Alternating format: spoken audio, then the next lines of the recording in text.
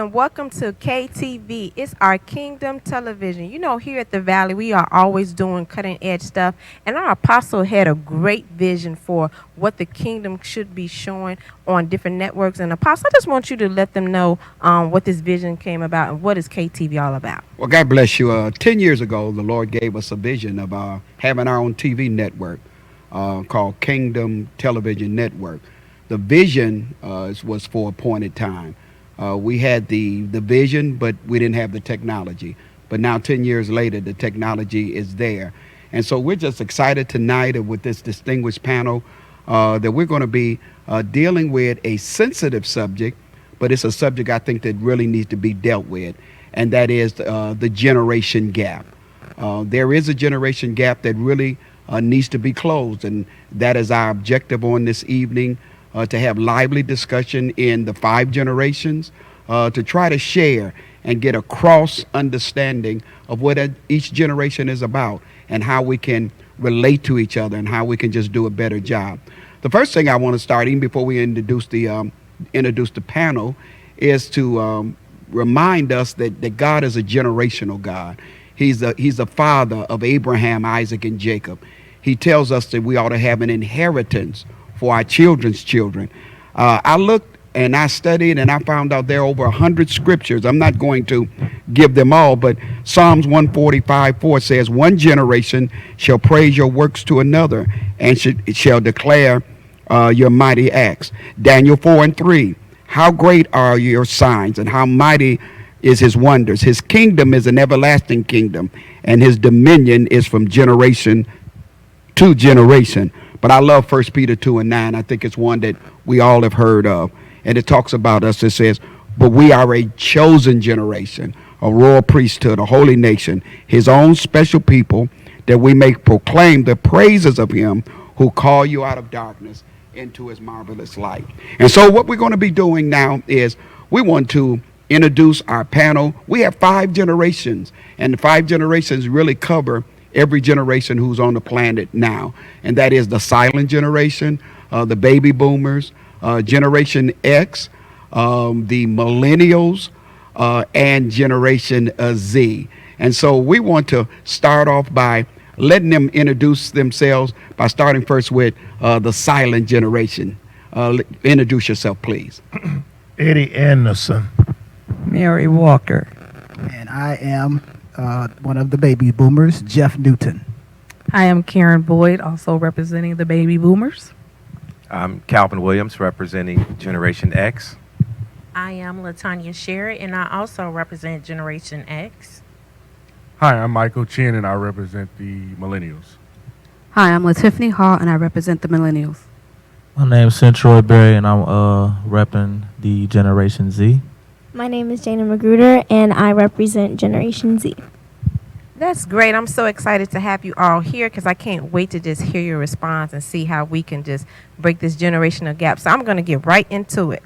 My first question that I have is I want to just get to these stereotypes because I think that sometimes we get a perception about a generation. We categorize them all together. So what stereotypes do you feel are false that are often used to describe your generation? Can I get the silent generation to say that first? Sure. I think they feel the silent generation is old. And they think when you get old, you don't know too much. You've forgotten everything. You really don't have any fresh ideas. They just think we're old. I agree with Sister Mary, what she said there, that once you get old, they think that you ready to be put out of the pasture, and they figure that you should be there sitting on the sideline waiting on the Lord to come. But there's some scriptures and there's some people that was in biblical time that was old and they did great work. Moses did great work and leading the children of Israel. And Caleb, at the age of 80 years old, when everybody else thought that he should be put out of the pasture, he told God to give him that mountain. So I think that even when we are old, we still can do creative stuff to help the generation behind us and show them how to serve the Lord. Yeah. What about millennials? Because I think there's a lot of misconceptions or stereotypes, at least, about millennials. Well, I feel like people think that we're lazy or we're entitled, and I don't feel that way. I feel like, we just have our own different experiences and different our different experiences and different things that we deal with. It might be misperceived. It just takes some time to get to know and understand. One of the things I think for millennials also is that we don't listen. And I think we do. We just have a different way of listening than most generations because the era is different for us. So I think a lot of the generations before us, one of the things I noticed that I talk with a lot with my own personal family is our generation wants to know why. Whereas the generations before us, that's what it was and that's it. So in our generation, it's like, well, why did you do that? And what I've discovered is a lot of generations, they were like, kind of like what happens in the house stays in the house, but we want to know why. Why wasn't it allowed to talk about? Why weren't you allowed to express your feelings? Well, let me ask this, and that's very good. When y'all ask why, do y'all accept the answer? I think one of the things we do accept the answer to what I've discovered is if we've been down that certain situation, because if we haven't been down that situation, we can't necessarily relate. But it's like we want to relate, but we sometimes don't know how because we didn't walk that generation. Like we didn't grow up in the Martin Luther King era. So for us, it's different. Like we hear about it, but living it is a different thing. So it's like we want to relate, but we don't know how because the time era is different. I'm a baby boomer, and I kind of want to put this first question to the baby boomers. Again, we're trying to close the generation gap. Are we too hard on generation millennials and Generation Z? And I'm saying this because I'm sure there are things that we did that our parents thought we were crazy. So are we too critical, or are we too hard, or are we too easy? I think sometimes we're too hard. And no, actually, I think it's a little bit of both. The easy part, when I say that we're easy, I think we let them get away more than we actually got away with, and we've given them more than what we've gotten. But the other side of that, I think, is we have to be a little patient with them and a little bit more understanding. I'll use an example, and I'll do it quickly. My son, back in the days, we know, 10 years ago, people started sagging their pants. And I didn't allow it in my house, but I caught my son sagging his pants. He was outside the house, and I asked him, why did he sag his pants? And he said, because I want the girls to see my horses. Like horses. He wanted to see the polo men on his underwear. And I'm like, that is the stupidest thing in the world to me. But it made sense to him, and I did not understand that. I just didn't. I guess we could tell children's stories all day long. I tend to be I'm a lot harder. I'm a lot harder on my girls than I was on my son. No, because I didn't spare the rod with him. Well, with them, I spared the rod because they saw what I did to him. So they didn't really challenge me. But I learned to open up. When they were going through experiences, I didn't act like I had never been there before. I would tell them my experience with that so they could relate. So I think that we're easy. Let me say this. When it comes to sports, we are so much easier on the athletes. And I think that we are raising up timid athletes. They don't know how to deal with hardships. They don't know how to deal with losses. So I think we should be harder on them. Okay. I really do. Before we get to Generation X, I want to again have a flow of dialogue. As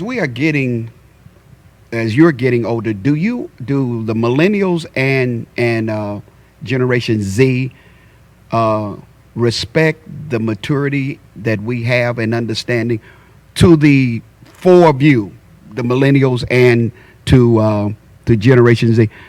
Do y'all understand the historical background behind sagging? Do y'all understand that, or have you heard it? Come on. I've heard of it, and from What did you hear?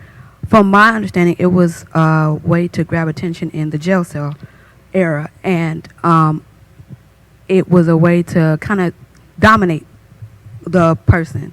So I think one of the things that our generation lacks is understanding as to why we do what we do. And I think what hurts our generation and what you guys may see is that a lot of times with our generation is social media and things like that without understanding the effects and the ramifications of what we look at. Let me hear Z, and then I'm going to give you the historical background behind sagging. So I have also heard the historical background of sagging, but one thing with my generation is a lot of things we like to as to say reclaim. So for example, the sagging and certain words, and even with like things like the N-word and stuff like that, like there were certain words we want to reclaim because they have such a weight to them in a past, that has hurt us in the past.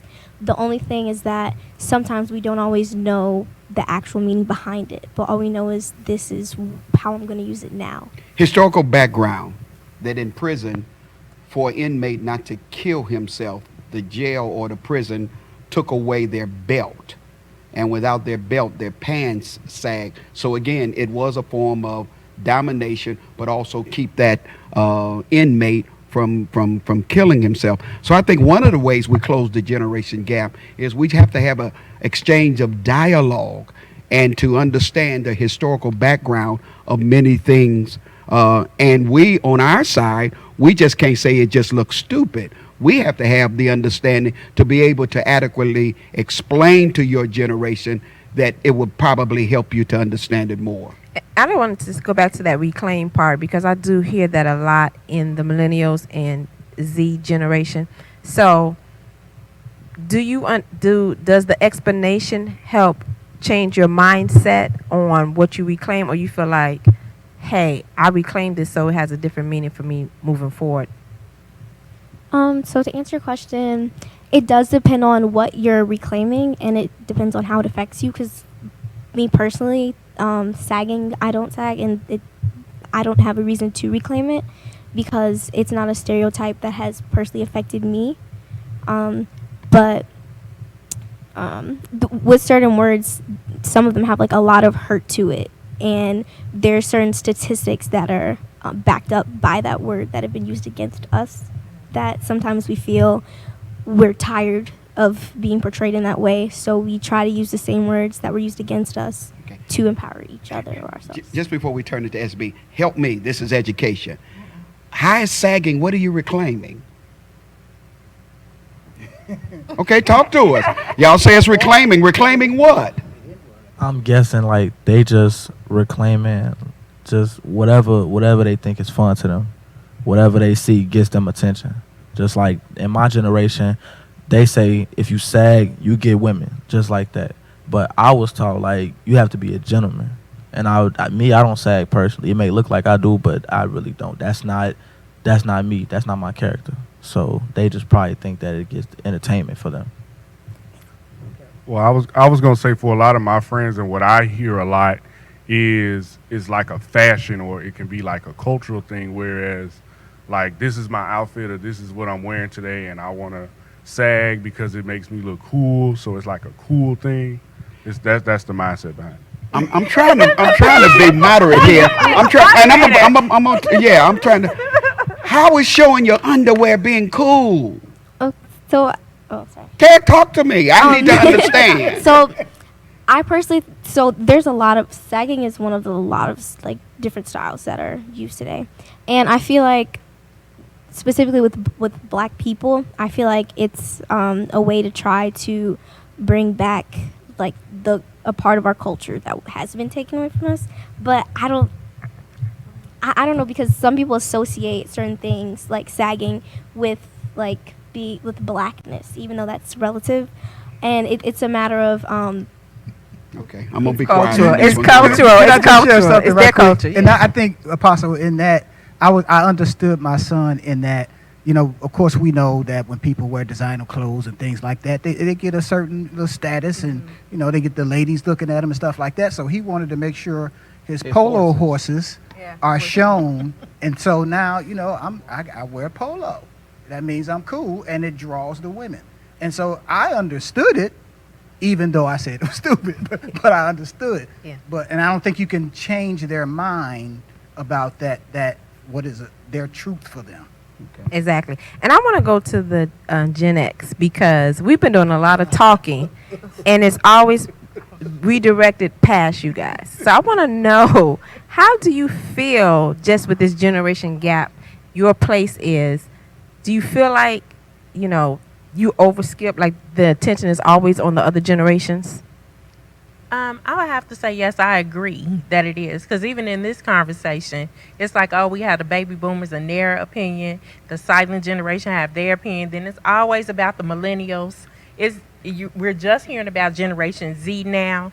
So I think a lot of times it is like Generation X is like we're X out. What about you, Calvin? I mean, I've never really had the feeling that we were X'd out. I just learned to listen very well.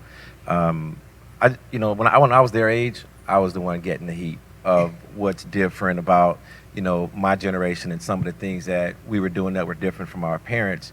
And so my parents wanted me to learn the struggle. They wanted me to understand what hard work is about, academically and athletically and in the world. And so I spent a lot of my time trying to understand the struggle that they went through because during the Dr. King era, I was young. And so I really spent my life just trying to be better. I spent my life knowing that hard work came before me. And so I never really focused too much on the Generation Z and generation on the millennials. I have two kids that are 18 and 23, so I had a lot to learn about how to adjust my expectations and how to talk to them as young men and not little kids anymore. So that's been my challenge right now. So how do you feel like you find your voice as a Gen X in our place when you feel like you've been X'd out? Or do you just, because sometimes it just seems like we just fade away. Like if you notice, you find, I heard the stereotype is like Gen X would just go do their own thing, renegade, because, they didn't find their place. Well, I think that not necessarily that we definitely will find our own way, but I think we also will stand up for ourselves and speak out when necessary. So even though it seems like, oh, we're being, X'd out and looked over, it's like, nope, I have something to say. I have an opinion too. So, and then we'll share and we'll speak out on what we believe and what we hold true to. All right, I'm about to start some controversy here. We're about to start something here. Those of you on this side, silent, baby boomers, Gen X, look to that side. Those of you on this side, millennials and Generation Z. And again, we have X on both sides. What problem do you have with this side? We're trying to get past this, but if we don't understand the problems and the issues, we'll never get past them. Silent baby boomers, what's your major problem with millennials and with Generation Z, and then those who are baby boomers and Generation X? Tell us, and then what problem do y'all have with us? Y'all go first. Let's have some dialogue in now. Let me start, because first, I don't have the problem that a lot of people have. The reason I don't, but the reason I think some people do, you don't want to listen. You don't want to accept what they're saying. You don't want to try what they're saying. See, some older people think they know it all, and you think you know it all. But what I have found, because I work with millennials, I have 4 millennials on my ministry, and we work very well together. And you know why? I listen to them.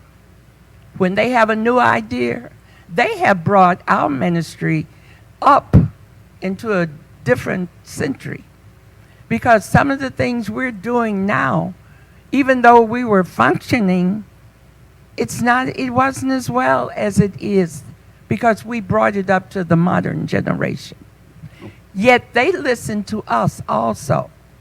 They take the ideas that we have and they accept them and use them. Okay. Well, let's have a cross section. You're saying now. Let's listen to them. What on this side? What issues do y'all have with the older generation, silent, Gen X, and boomers? I personally don't have a problem with the other generations before me. There's just people out there in my generation that say, like the deacon said earlier, they talk too much. They say, since in my time, they saying that they don't know what they're talking about. Since it's a whole new decade, a new era, they want them to actually kind of relate to us. And if you can't relate to us, then what's the point of you talking? Like, you don't know nothing about what's going on with us. Come on, y'all. Let's have some lively dialogue. Y'all heard it or y'all are saying it. Be open and honest. As well as just rigid thinking, because Rigid thinking. yes, because just as was said by the millennials, there's a lot of things that when you say it, it just goes, and our generations have a tendency to push back and ask why, and ask, but is there another perspective that I can look through? Like, is there another way that I can approach this? Is there a different way of thinking? So, and also I feel like millennials and Generation Z, we are like the 50s in a way, where we're trying to do things, try to change things, like with all the movements and everything that's going on, all the open-mindedness that's taking place now. But Boomers. And then we'll come back to this side. I'm like, why ask why? All the time. Why? Because you answer the why, and then it's well, why is that? Well, and then you finally get to the point where it's like, because I said so. Now that might not be the right thing to do, but our generation it kind of is what it is. This is what it is, and that's what we're gonna do. But I do understand that there are more ways to skin a cat and more ways to do things, but why ask why? Pastor Jason then will come to I this is how I'm going to say, I understand you asking why, but you reject the thought before I get the answer out. That's the part that frustrates me. Mm-hmm. Before I even explain why, you've already rejected the thought that I'm trying to express. Can I say something before I go there? And I'm trying to be neutral. Yes, neutral. But, yeah, I'm neutral. Neutral. But I have to put this point in because not only am I father, but I'm also a grandfather. And one of the things that frustrates me about my grandson, Baba is grandfather in Nigeria. He says, Baba, I know. And I know he don't know. I know that he does not know, and it frustrates me. And then I have to show him that he don't know. But in his mind, he really thinks he know. He's 21. He doesn't know it all.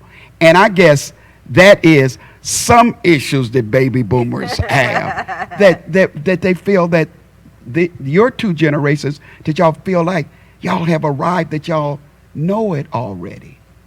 Well, I feel where the disconnect comes from is when he says, like, I know. Like, I guess it's because we live in different times. It's different from how when you guys grew up. So it's like when he says I know, it's like I know from my own experience versus you know how you guys grew up. What experience has a 21-year-old had? He has not had experience. Not from just the years. I guess it's just like the stuff that that I'm dealing with. It's like you kind of. I hear what you're saying, but it's like I'm trying to handle what I'm dealing with and then come back to what you're saying. Can I ask you a proverbial question? Tell me how it is to fly a 747. I can't. Because you never had that experience. So how can you say, I know how to fly? I don't care how long you've been here if you have not done it.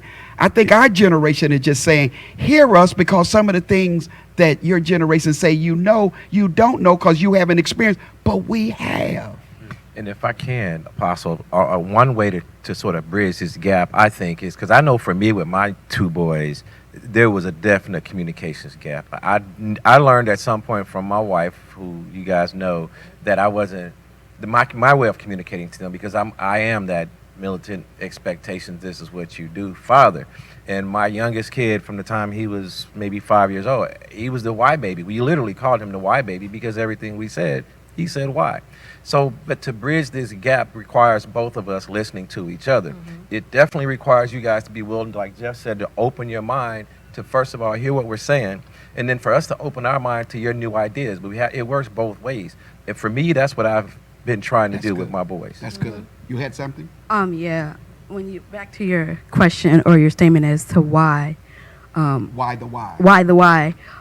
One of the things I think that we also have a problem with is the educational aspect. Because our generation, a lot of stuff that they taught you guys, we're missing out on. So like they don't talk about like the civil era and things like that. So to you guys, that's what you grew up on. So that's what got you guys motivating. I think to us, they look over in an educational system. So if we don't have that background to understand where you come from, it makes it more difficult for us because we don't see and we don't know what you guys know because they're not teaching it. So when we tell you why, then why do you reject what I'm trying to educate you on? It's not necessarily always rejection. It comes across as that because I think from our generation, millennials, it's like we're built to stand up against ourselves because we have so much going against us. It's like a revolution, like revolt type thing. So it's like, okay, well, you're coming at us this way, but we're gonna come back with you It's not this the way. spirit of rebellion, is it? And That's what it kind of sounds like. What I want to say is it truly does start at home, and family is very essential because this is a sobering reminder to the older generation. What I feel that has happened is you guys have some parts you guys have gotten lazy when it comes to stuff at home, and like it's like this reliance on we got this technology boom, TV and cell phones, and even at school, a lot of stuff we ain't gonna learn in that audience or in that space. So there has to be some things that needs to be taught more so at home, if that makes sense. Yeah.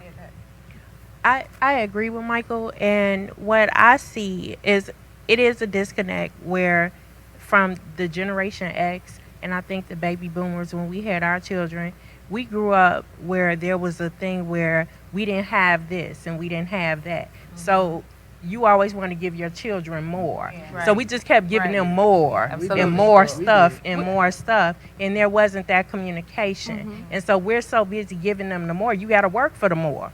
So that means you're not taking that quality time that the silent generation took with the family, all the quality time that came with spending time with family.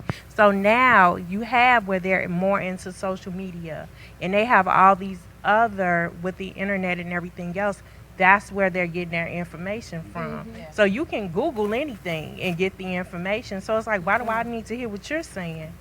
Whether it's correct or not, you know? So, and I have a question. I want to go back to that why question because from a millennial perspective, I can see why is necessary because of the way technology is going. The mindset has to think a little different to dig in deeper. So how can it be where, I heard your answer of why, but I need to reprocess this why to take it to another place where it needs to go. Like how can they say that without it making it seem like they're challenging you instead of let my mind go to the next level so I can be innovative and take it to another place? Limit the whys. My thing with the why is rebellion. That's what it feels like. That's what it sounds like. Now, that's why she's asking the question, how can they do it differently? Yeah. How can they do it differently so I can absorb the why? Or is it that we ask or we answer differently? Would you accept our answer if we said, well, I Googled it and this is what it said? No. Here's the thing. The why is not, I don't feel that the why is rooted in rebellion. I feel like the why is rooted in tell me in the right vein, or tell me and then, or, help me, support me along the way. And then, once the understanding comes into play, you'll see character change. It's like, don't think that it's rebellion. It's why I'm 24 years old, or I haven't lived, or in just in that space. So Tell me why. what I don't want to get lost in this is your body language, it's the way you respond to why that makes us think it's rebellion. It may not be rebellion, but it's the way you're responding, your body language, and the way you just walked away from me when I had you. and did like this. Slam your room door. Man. My We're getting ready to close question it. is, once they explain, do you accept it? Or do you have another why? I think it depends on the question being asked. It really depends on the question being asked. Like I'll ask why, and once I'm like kind of like how she said, I'm able to process it, I won't have another why. But if I can't process it in the way that you explain it, I'm going to ask why, because I want to understand it. But why ask why? Just ask, has this worked? Can we add something to it? Does it have to be dissected that much?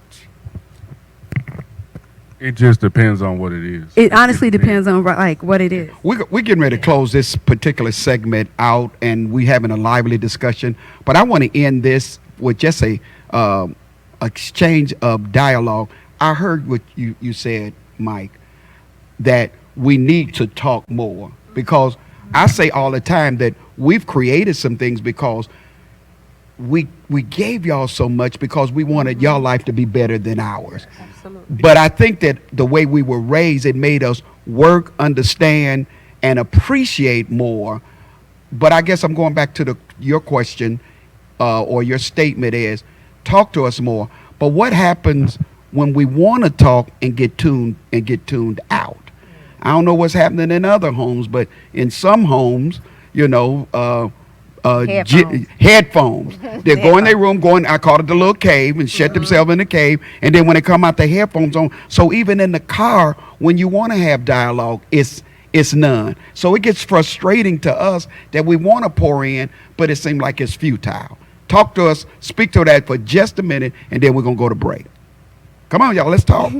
So I do feel like with the technology that we were given, we try to use it to its fullest extent, and we try to use it in every way.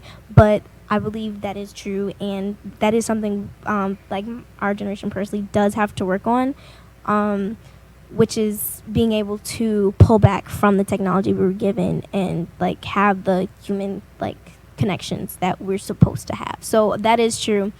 But when we are accessing like all these different technologies, there's a lot of stuff we can do with it, like a lot of great things that we can do with it. But that is on us, for I also think it's the approach also. I was watching a TV show, if I could, real quick. The father, I guess, had some kind of issue with his daughter, and she, went to her room and shut herself out. And, she was trying to do something, a concert or something like that. And he went to go get the concert tickets to where she wanted to go, because I guess he wanted her to do something else. And so he related to her and said, and she opened up, she said, wow, Dad, and that, I guess, is that wall, or that you got, come down to our level, do something like, hey, let's go to a concert for Chris Brown, or if that makes sense. They calm down. Maybe just compromise. I think he was trying to say communicate with us, or But use that- something to. That might be what it has to take. I mean, That might work for the first or second time, but Okay. it can't be a consistent, No, constant. Once the parent makes the move to show you that they're willing to listen The and heart give some opens up. things, The heart opens but it has to be something that continues. Like that can't be the everything. Where the kid wants to train the parent to give them stuff by shutting down. right. Okay. We can Last go for- comment, then we're going to break. I think one of the things, Apostle, when you were talking about it, is the thing that came to my mind is, how when you get off work, you want a moment to breathe? The same thing for us. When we come through the door, if we're in school or we're working, we want that same moment to breathe, to have a moment to ourselves. And sometimes it may not even be anything wrong. We just simply just don't have anything to say. So it's like when we get questioned with, well, how's your day, or what's going on? We may not actually have nothing to say, and I think a lot of times yes, even the body language does get misconstrued, and that's something that I believe our generation does definitely need to work on. But a lot of times it's just a breather from everything outside. Well, bless the We Lord. can have a whole conversation about that. Need a breather after school. Yeah, But we're going to go to this commercial break first, and then we'll be right back.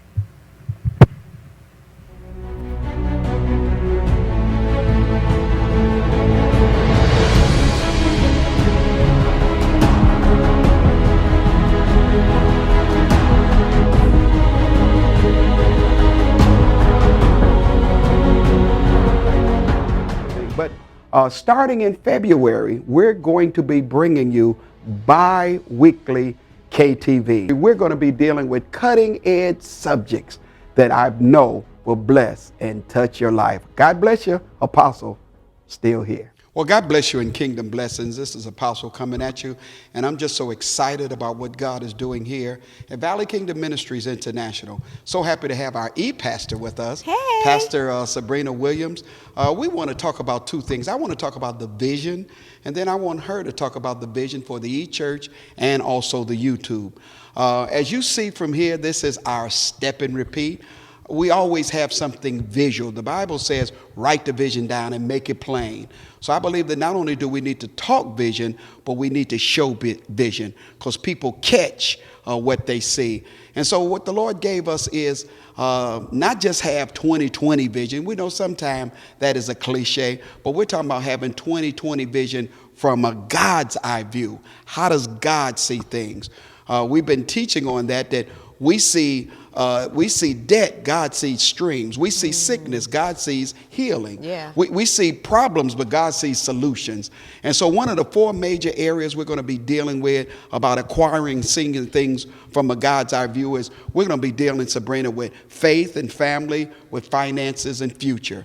We're believing this is just not a vision for this year, but for 10 years and for the decade. And so we want you as the Valley family and those of you who are guests to tune in, get these teachings, get these revelations that, again, this year and these next 10 years will be some of the best years in your life. Well, Pastor Sabrina, kind of tell us what's going on with the e-church and the e-community and YouTube. Yeah, so we are making sure that the vision that you have for the in-house is still going on online. So we want to make sure that you're connected, because the ecclesia is everywhere you are, Christ Community and Connection. And so that means all the content that we have going on, we want to make sure that you are subscribed to all of our social platforms and hit the notification, even on YouTube. Hit that bell, the notification, so you can see instantly when some new content is going on. And on the e-community page, we have great things going on. We have the Worship Rewind, which we have done with you a couple of times, Apostle, and that's only for the e-community. You get those special nuggets. On Fridays, we have Financial Fridays,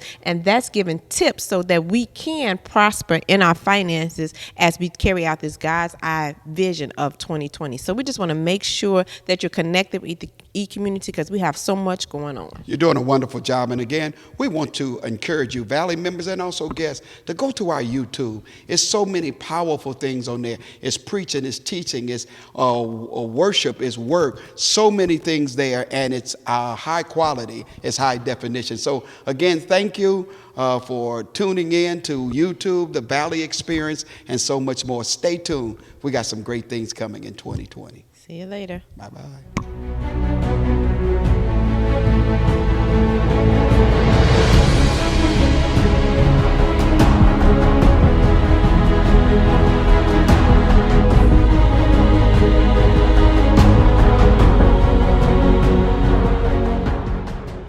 Well, God bless you. Welcome back to an edition of KTV, Kingdom Television. And we've been having a lively discussion dealing with the generation gap. Again, the purpose of this show is to remind us that there is some issues. There is some issues with the silent, with the baby boomers, Gen X, millennials, and Generation Z. And we're trying to get past them off camera. Yes. During the commercial, we had a lively discussion that I want Calvin to start off with, and then Tiffany, you get an answer, and then we'll go from there. Well, off camera, we were talking about respect as a part of living in someone else's household and being able to follow the rules of parents in their household. And so I made the point that when I got to a point in life where I felt like I really didn't want to or continue to follow or live by the rules in that house that I decided to move out on my own at 19 years old. And that really is what helped me to begin to grow. And so I look at my kids and I tell them that, you know, my house, my rules, and then, you know, they don't have a choice at this point but to follow them because they're not on their own. To your point, Apostle, we were off camera, spell grown. You know, you got to get past, you got to own the last 3 letters of that word. And if you don't have those last 3 letters in your vocabulary to say that you own this or you know. Or you're on your own. You're on your own, exactly. Yeah. So it's pointless to say that. Tiffany? When you talk about owning, I think you have to look at the time too. Nowadays, the economy for our generation, that's how it's looked at. That's how it's looked at in our generation. Nowadays, our generation looks at it as 2 jobs.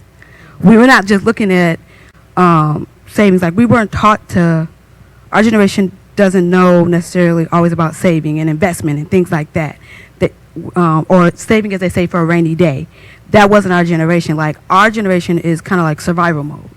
So it's more of, I need to survive. So owning a house right now for some of our generation is like, that's not even in their mind frame. That's good, because I want to say that I read that more millennials are staying at home more often. So even, you know, to 25 and up. So if you are staying at home, you feel like you've grown and you don't own, then there has to be a level of respect. But is the definition of respect the same? Like, because I hear, you know, the millennials and Gen Z, they don't feel like they're being disrespectful by what they're saying. So, you know, can you define what your definition of respect is, and then let's hear what you guys' definition. Go ahead. I think respect is a two-way street. So I will respect the house and I'll respect all your rules, but you know, I need some respect too. You know, it has to be a both end. And I also, just to piggyback off of what she was saying, you know, and also in a lot of cases economically, especially with the single parented situation that's going on, and I can speak from experience, a lot of us, especially the older of the siblings, they helping out their parents. So it's like, you know, how do we need to learn also how to gauge in terms of saving to get our own, and then we still helping out our parents. So I think that's an issue. Share your point about millennials, what you brought up, and entrepreneurship, and how that has changed the dynamics. Right. So what I said when we were on break is that I give millennials a lot of credit, because in this day and age, a lot of millennials are entrepreneurs. We have entrepreneurs as young as they've owned their own businesses at 18, 12, even 12 years old. We have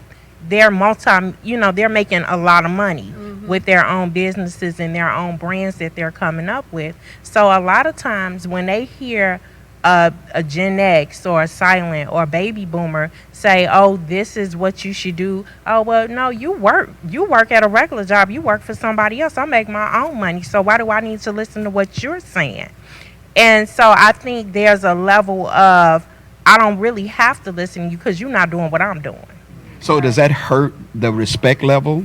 I believe it does. And one of the things that I would like to hear from the millennials or Generation Z is, what is your definition of respect? Yeah. Because I think that's what a major disconnect is. What our understanding of what respect is, and by our definition, I believe is different than what you guys' understanding of that definition looks like. Because I have personally interacted with millennials and Generation Zs, and it's always, well, I don't want to be disrespectful, but you know, you saying this and you saying that, and I'm not trying to be like this, or I'm not trying to be like that, but let them answer. Can I, Apostle, before he does, can I just say, and it sounded like you were saying we should give you respect and you'll give us respect in return.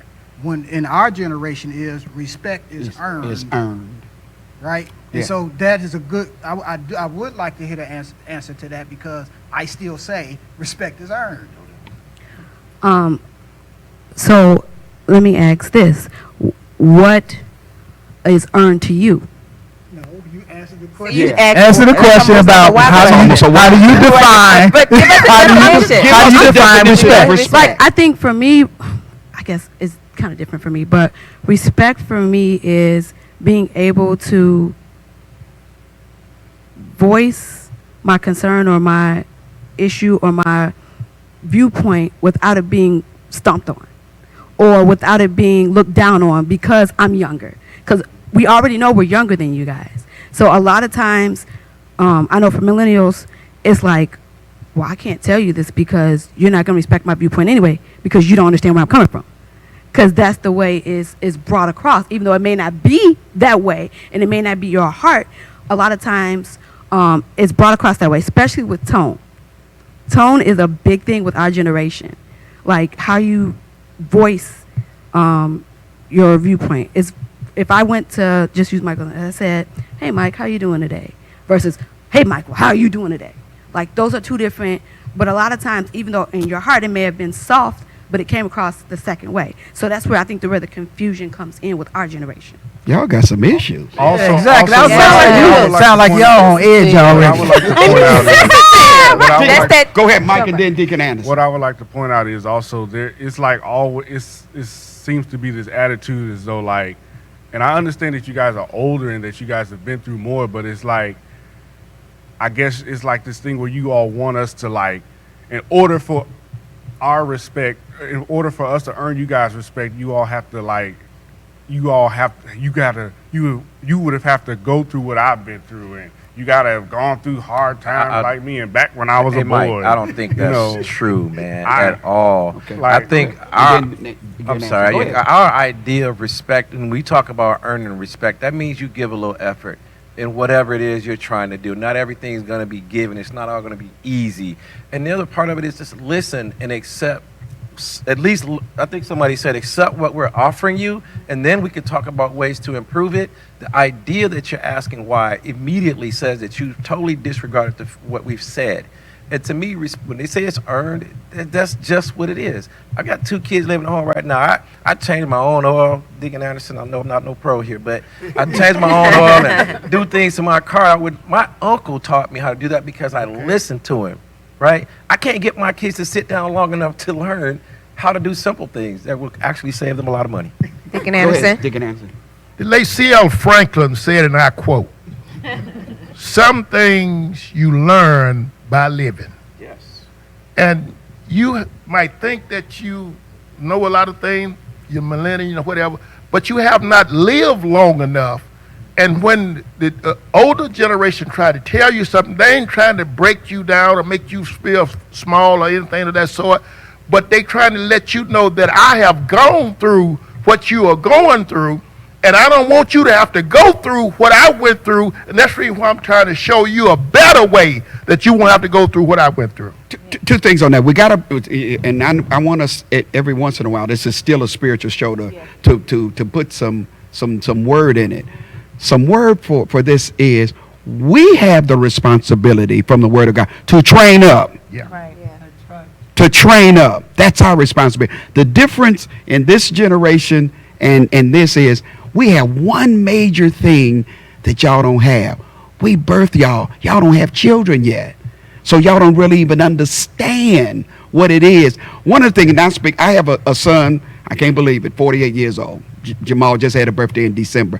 He didn't understand a lot of things I was teaching him until he became a father himself. Right. That's when the lights came on. right. And what we're trying to do, and we want to bridge the gap, is y'all hear us. We want to listen to you, and we should.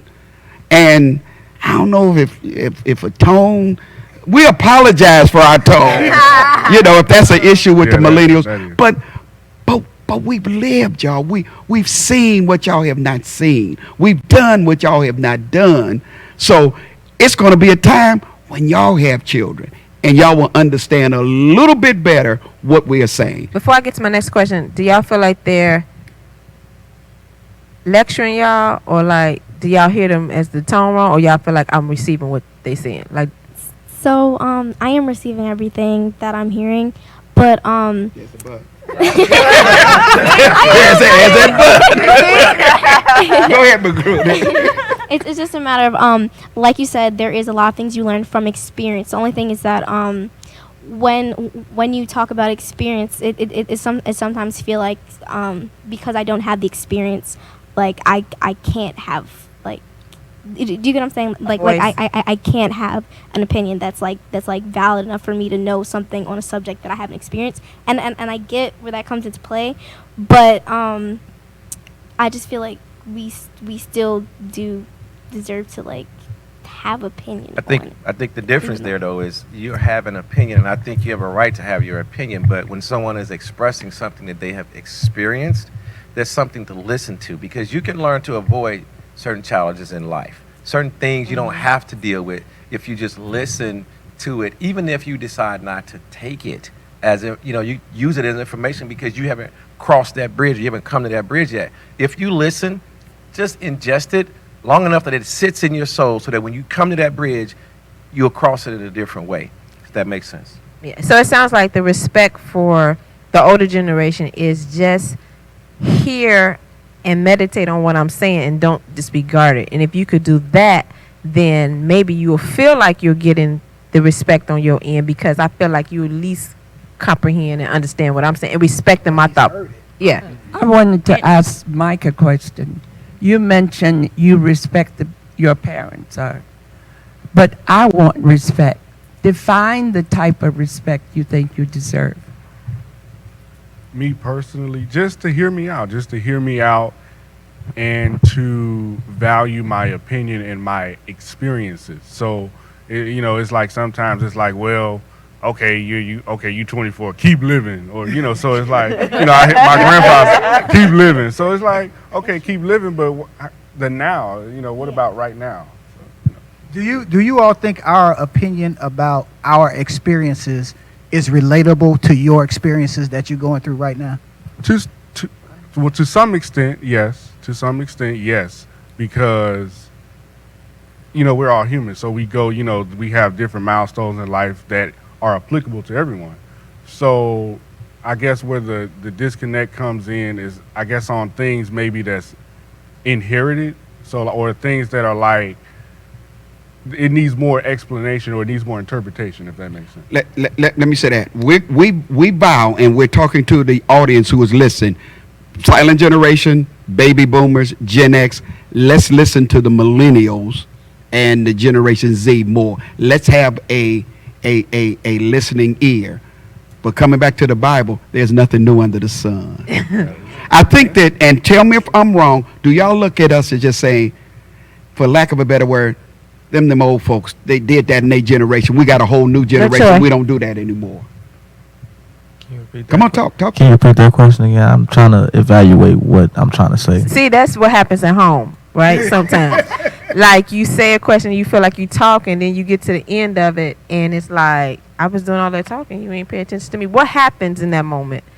No, I'm serious. I think because a lot of the older people, when you're talking to your kids and you get to that moment, you're like, what was going on at that moment? Charlie Brown, Wah. Is it just too much? Like, Yeah, it's kind of like too much for us to comprehend. So it's like, as you talking, we listening, we gravitate towards what you're saying, but it's like it's not pulling us interest. So like, you got to say something and switch it up for us to actually get a better lack of understanding of how you want us to go about it.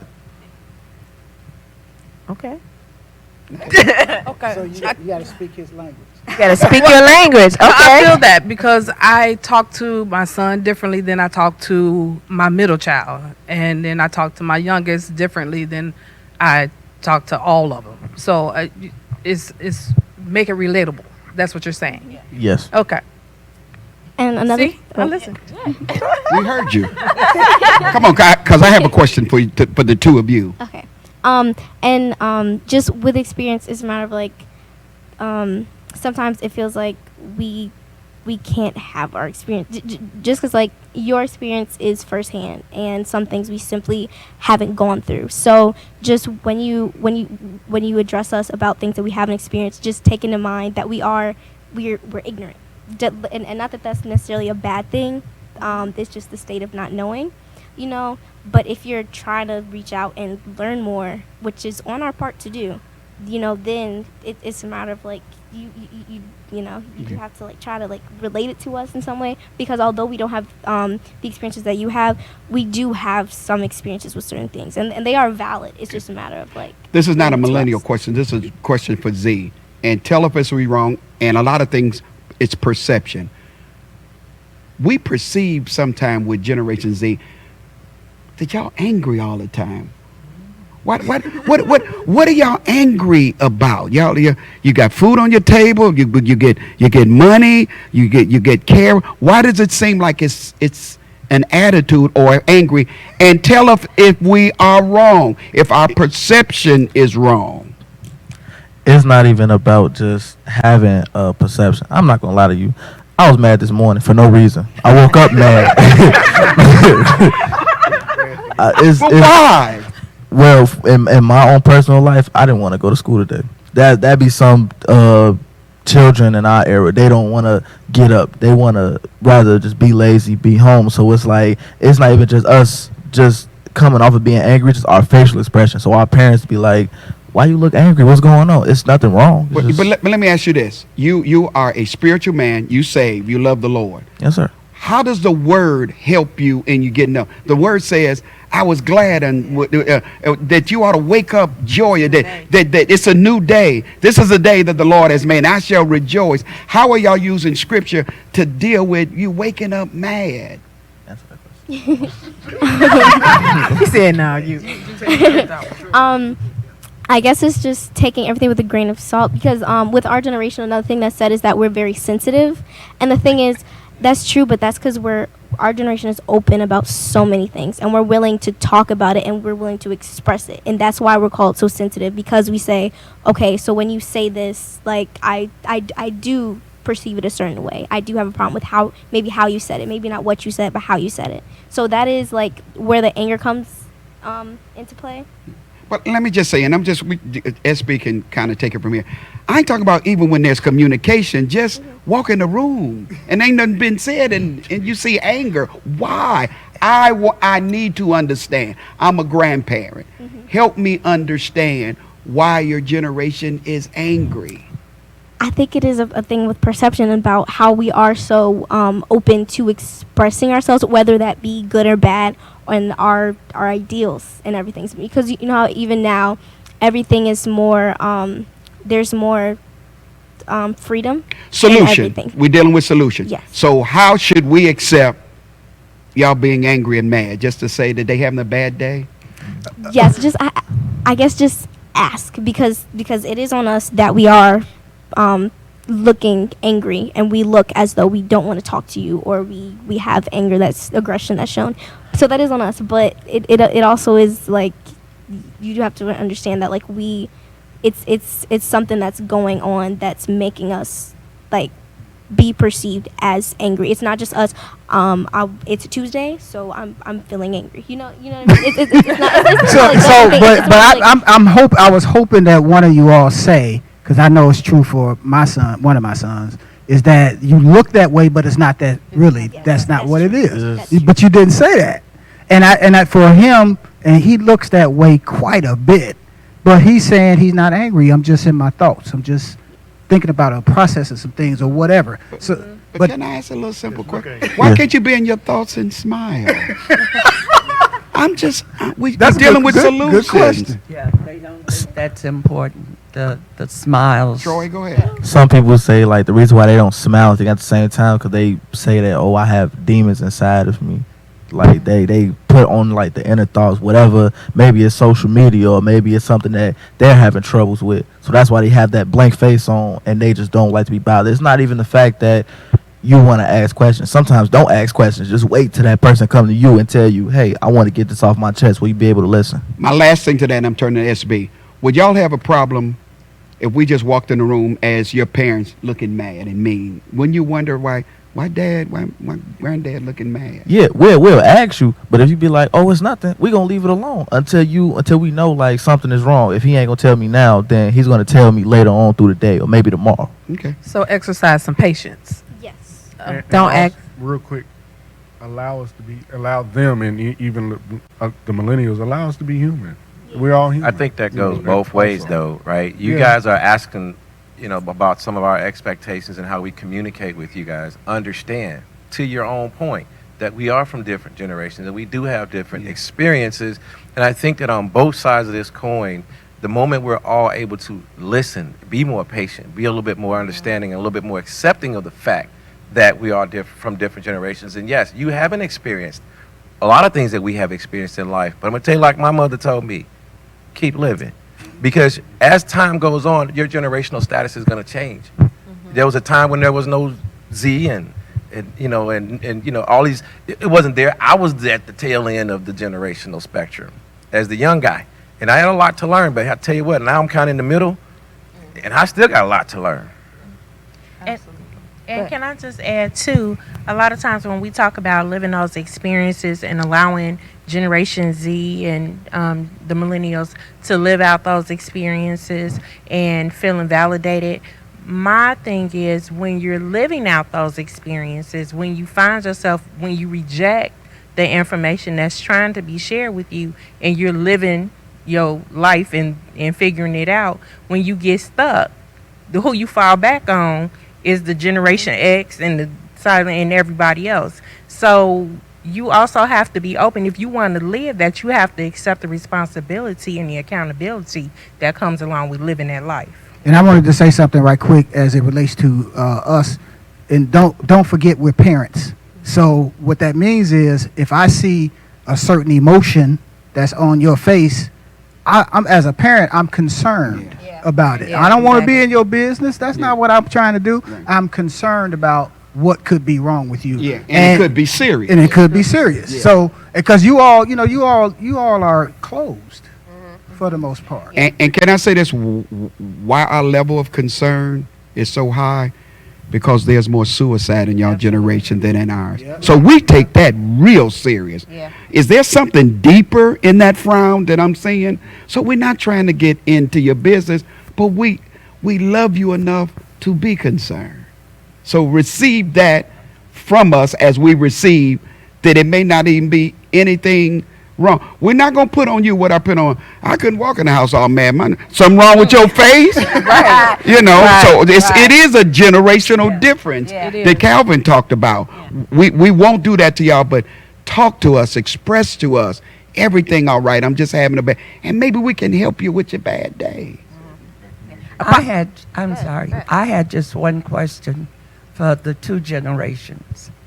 When we talk to you, do you accept it as being information or a lecture?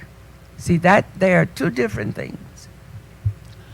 I would say I personally would speak to myself and to some people, information. I would take it as information because there are some things that you are communicating that's valid and I can actually use and make applicable. So, now other people, they might have a different opinion, but I would say yes, information, absolutely. Let me ask this question.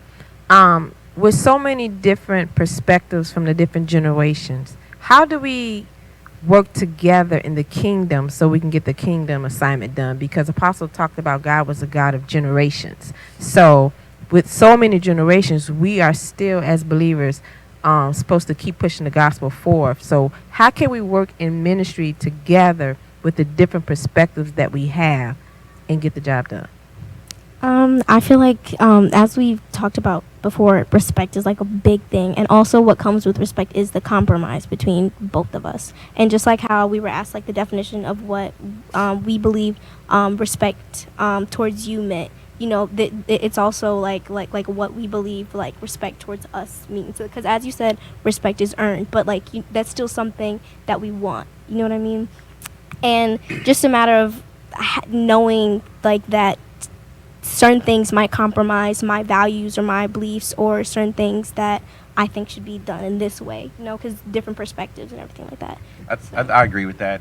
I've learned to listen to my young people, open my ears up.